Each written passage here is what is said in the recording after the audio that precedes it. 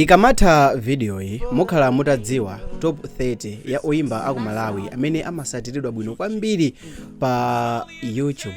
Sabata yatha tinakupasirani programu ya Oimba amene amasatilidwa bwino kwambiri pa Facebook. Koma musiku wa lero takubwereseraninso top 30 ya Oimba aku Malawi amene amasatilidwa bwino kwambiri pa YouTube. Pa number 30 pali Chismo Njuchi amene amasatilidwa ndi anthu okwana 4,300, ndipo pa number 29 pali Temwa ndi 4,800. Pa number 28 pali Quest ndi 6,100, ndipo pa number 27 pali Malinga Mafia ndi 6,300.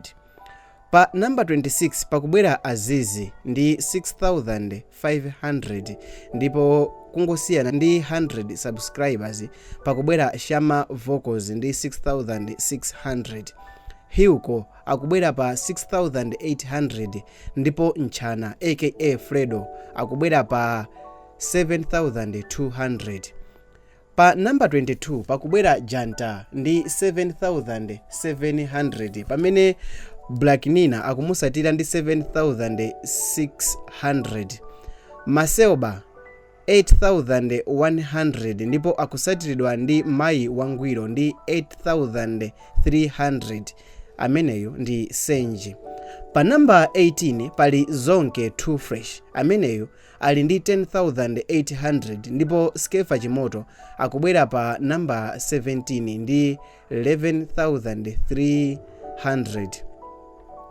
Pakubwera Lulu ndi 13,200, pamene Gibo Pearson Nyamata wakuphalombe akubwera pa number 15 ndi 15,200.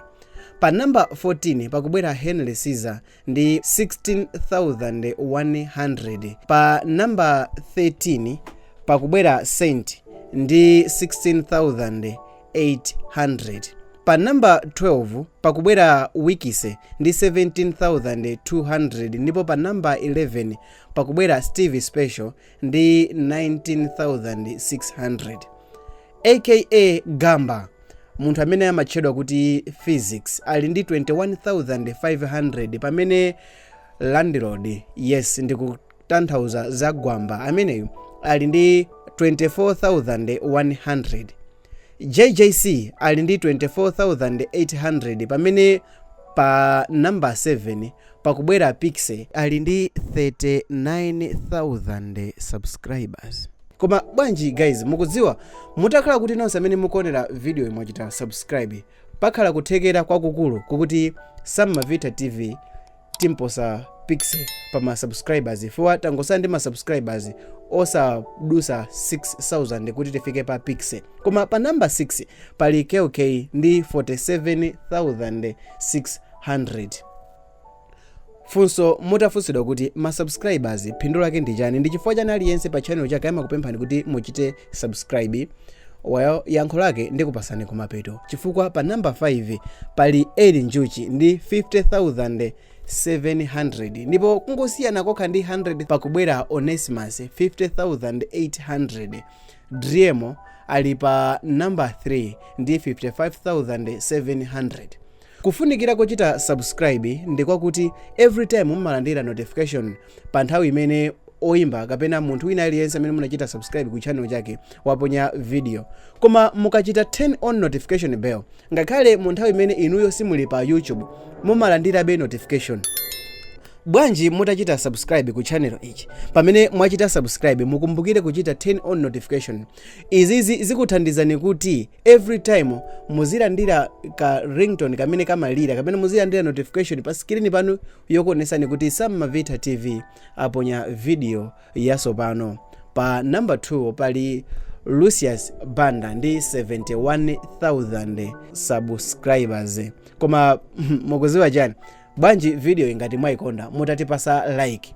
Pa number 1 pali Doc Namadingo ameneyo tikonza kutenga ma subscribers a Lucius Banda kuphatikiza ndi ma subscribers a Driemo, kuphatikizapo ndi ma subscribers a Lulu ndi Skefa Chimoto kuphatikiza. Sitingafikebe pa Namadingo chifukwa iyeyo ali ndi 192,000 subscribers. Ngati mukuganiza kuti alipo Oimba wina wake amene kaso akhale pa list, bwanji mutatiziwisa muka comment section below.